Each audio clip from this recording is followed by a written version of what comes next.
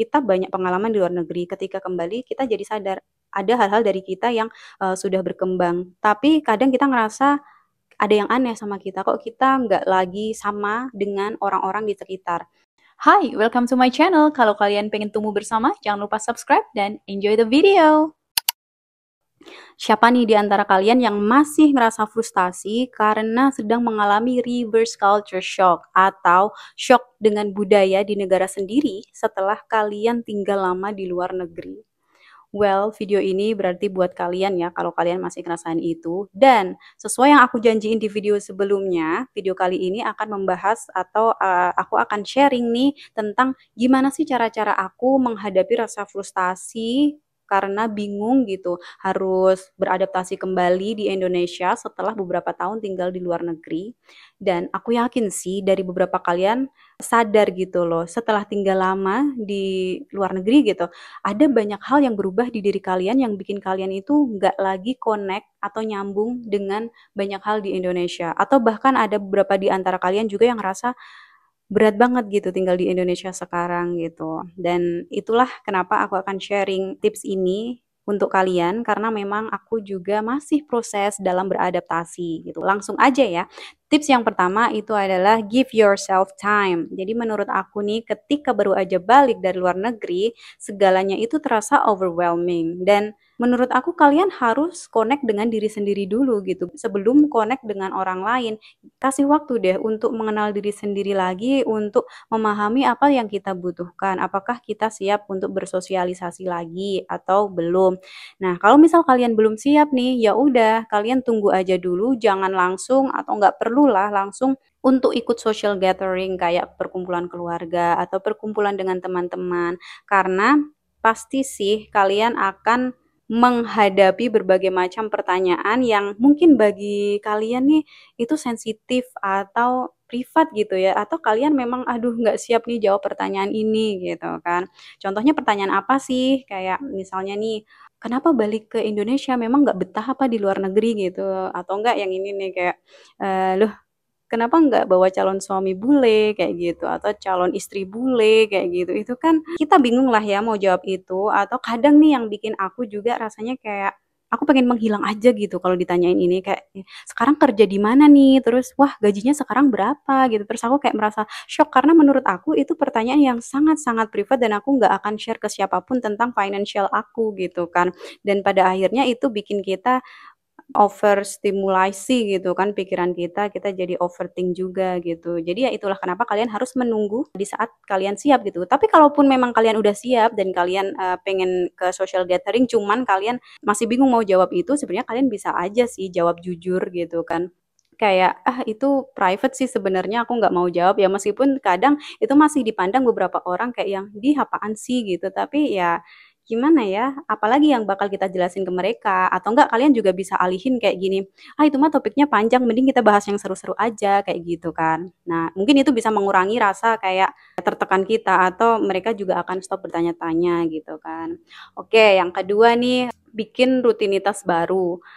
Karena menurut pengalaman aku nih, ketika aku dari luar negeri balik ke Indonesia itu rasanya aku nggak familiar gitu dengan berbagai hal. Beberapa orang berpikir, loh ngapain kamu nggak familiar? Dulu kan kamu tinggal di sini, kamu harusnya udah biasa dong dengan rutinitas-rutinitas yang ada gitu. Tapi kan pada kenyataannya kita bertransisi gitu dari rutinitas lama ke rutinitas yang sekarang harus kita buat lagi gitu. Kayak contohnya aja nih, ketika setiap minggu ada perkumpulan dengan teman-teman ketika di luar negeri gitu ya. Hangout dengan teman-teman, kemudian teman-temannya yang berbeda kebudayaan dan obrolan kita pun udah berbeda dengan obrolan ketika kita di Indonesia gitu kan. Kita jadi punya wawasan lebih luas lagi gitu. Atau enggak cuma rutinitas kecil aja nih sekedar kayak kalian pergi ke kampus atau ke tempat kerja nih dengan transportasi umum, dengan fasilitasnya, vibes-nya, kemudian tipe-tipenya yang pastinya berbeda sama Indonesia gitu. Di situ kalian jadi kayak merasa kontras banget gitu perbedaannya dan kalian kan nggak bisa membawa rutinitas itu kan. Itulah kenapa kadang tuh kita merasa disoriented ketika di Indonesia, kita bingung nih kita mau ngapain, harus bikin rutinitas apa.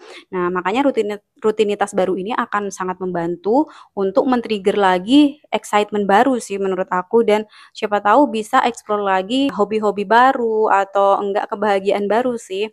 Dan caranya adalah contohnya nih, kalian dulu belum pernah atau nggak suka gambar, tiba-tiba kalian pengen gambar, ya udah ketika di Indonesia cobalah gambar atau bikin puisi, journaling gitu kan. Kalau aku sih biasanya explore tempat-tempat baru, tempat-tempat yang belum pernah aku kunjungi sebelumnya waktu dulu aku tinggal di Indonesia, sama makanan-makanan yang belum pernah aku coba sebelumnya gitu. Jadi dari situ tuh aku kayak mendapat something yang fresh gitu. Aku jadi punya experience baru dan ternyata itu membantu banget buat aku ngerasa lebih apa ya, bahagia, lebih punya rasa dalam hidup gitu. Tadinya tuh kayak, ya ampun aku bingung nih mau ngapain nih sampai sini mulai dari nol gitu kan.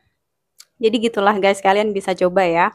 Dan selanjutnya itu coba join komunitas atau cari circle yang sefrekuensi gitu. Kalau aku sendiri sih prefernya circle kecil ya. Jadi aku biasanya cari teman-teman aku yang punya pengalaman ke luar negeri atau juga yang sedang mengalami reverse culture shock. Jadi di situ tuh aku bisa sharing dengan mereka dan gak ngerasa sendirian lagi gitu. Kalau untuk yang komunitas sejujurnya aku belum siap sih. Tapi kalau kalian memang siap untuk itu, kalian bisa coba sih. Aku nggak tahu ya sekarang apa, tapi dulu tuh aku biasanya pakai Internation sama Couchsurfing gitu kan. Di sana kan ada event, ada komunitas, kita bisa ketemu orang-orang internasional juga yang berpemikiran yang mungkin sama kayak kita. Meskipun itu nggak menjamin, tapi itu jadi langkah awal yang bagus sih menurut aku.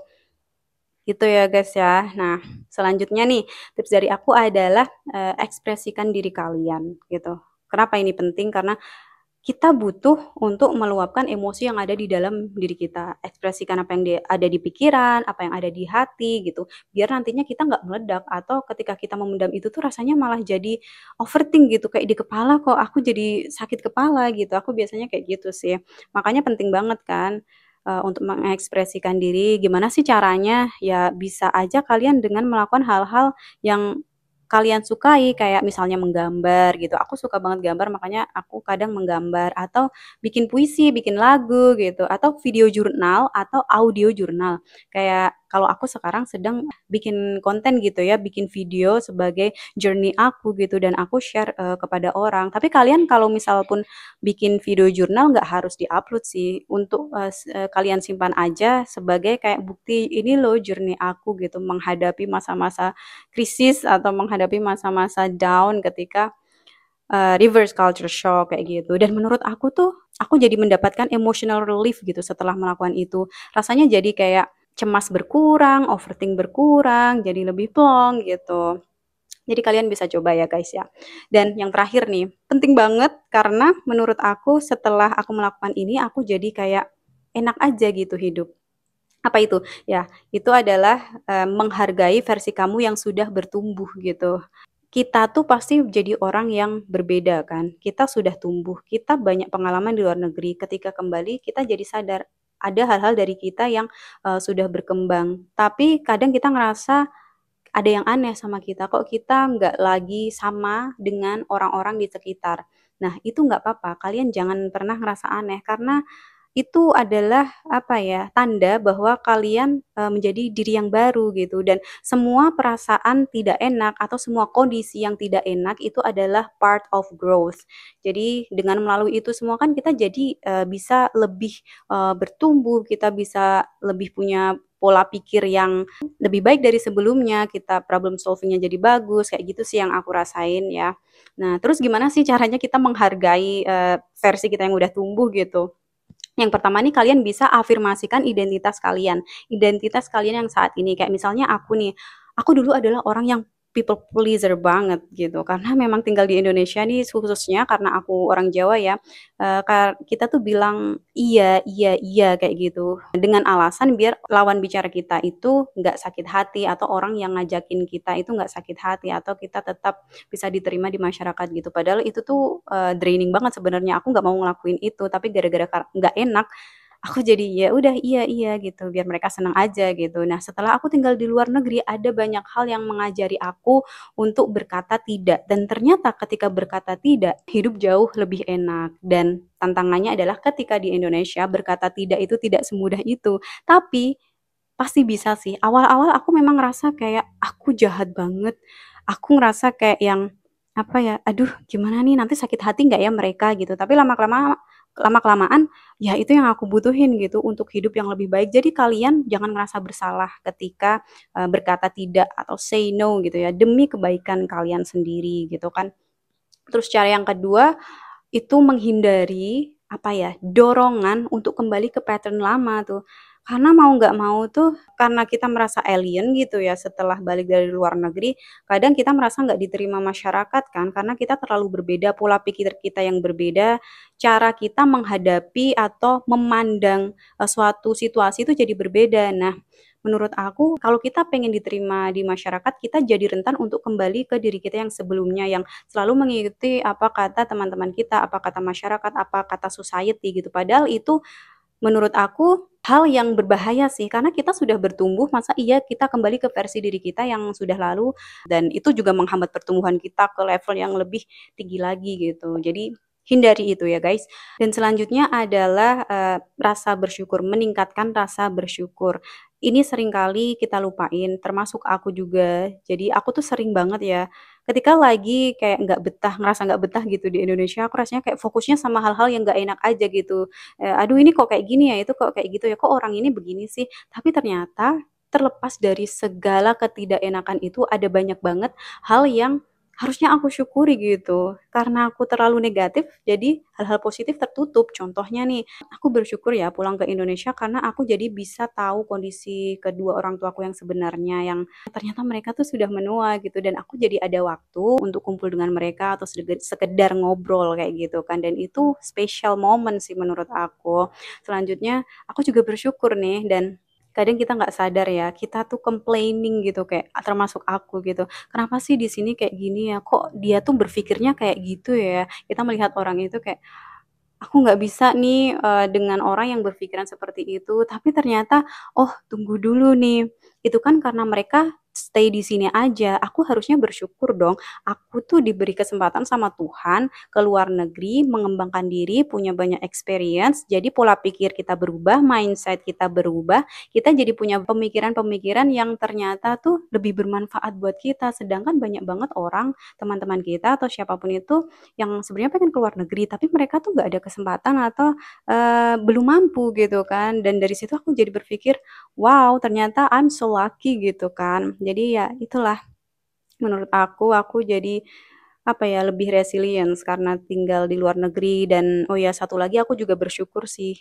dengan pengalaman-pengalaman aku selama tinggal di luar negeri itu aku jadi bisa, memahami suatu kondisi dengan berbagai angle, point of view. Jadi itu patut disyukuri loh karena ketika orang cuma punya satu pandangan itu kan dia, tertutup dari pandangan lain dan rasanya orang itu cuma menilai sesuatu dari satu sisi aja dan itu nggak membuka kayak wawasan baru sih menurut aku gitu. Jadi gitu guys, kalau kalian, masih merasa susah, it's okay sih, take your time, setiap orang punya journey-nya sendiri-sendiri, punya waktu yang, berbeda-beda satu sama lain, yang penting ada kemauan, pasti ada jalan. Kalau kalian beneran pengen, apa ya, embrace kalian, diri kalian yang baru dan mulai hidup dengan bahagia gitu di Indonesia, kalian bisa coba tips-tips yang aku kasih tadi.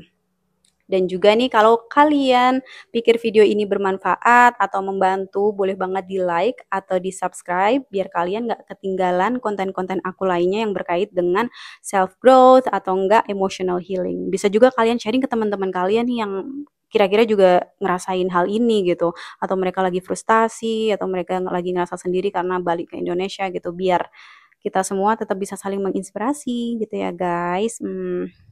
Oke deh, sekian dulu video dari aku ya. Makasih banget udah nonton video ini sampai habis. Semoga kita semua tetap diberi kekuatan untuk adaptasi lagi ya. Let's bloom in the moment together guys and see you on the next video. Bye.